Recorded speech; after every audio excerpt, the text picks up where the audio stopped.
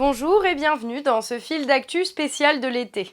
Aujourd'hui, nous allons évoquer, afin de mieux les comprendre ensemble, deux données économiques dont il est régulièrement question dans les discours médiatiques, le déficit public et la dette.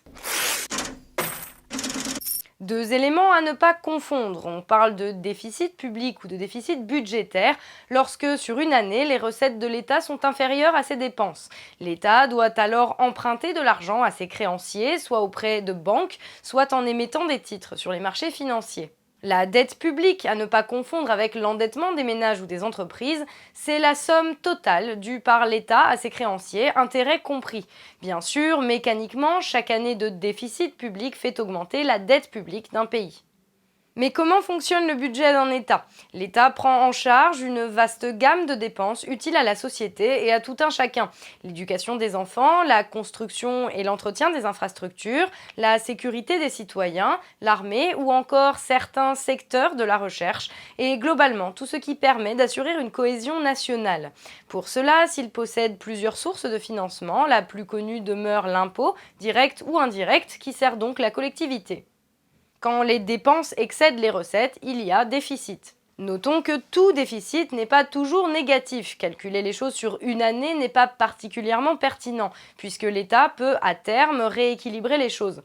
En revanche, un déficit constant vient augmenter le volume de la dette, lequel se retrouve alors à augmenter toujours plus du fait des taux d'intérêt exigés par les créanciers.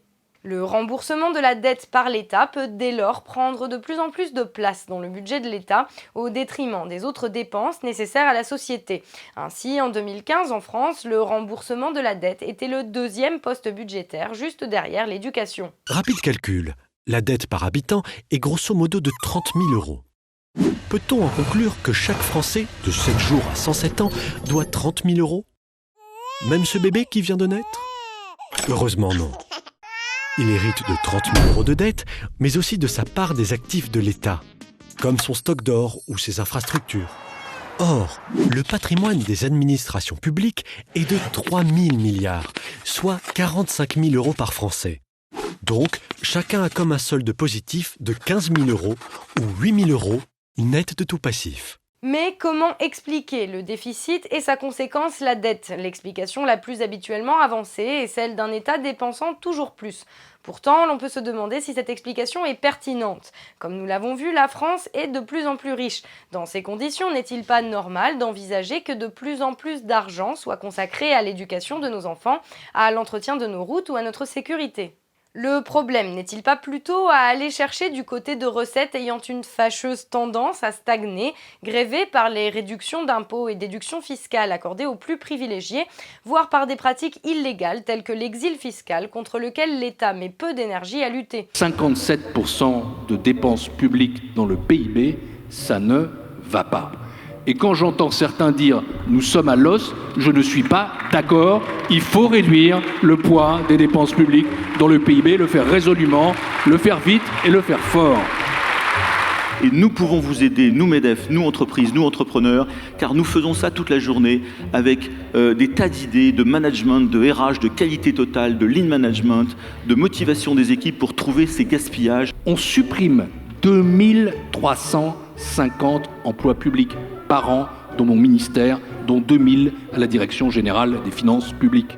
Un fonctionnaire du contrôle fiscal rapporte 2,3 millions par an à son administration. Donc pourquoi est-ce qu'on est obstinément toujours au même nombre de contrôleurs et d'inspecteurs des impôts depuis 20 ans ? Traquer les millions d'euros à travers le monde, analyser les milliers de données informatiques, le parquet financier français apparaît dès lors sous-dimensionné.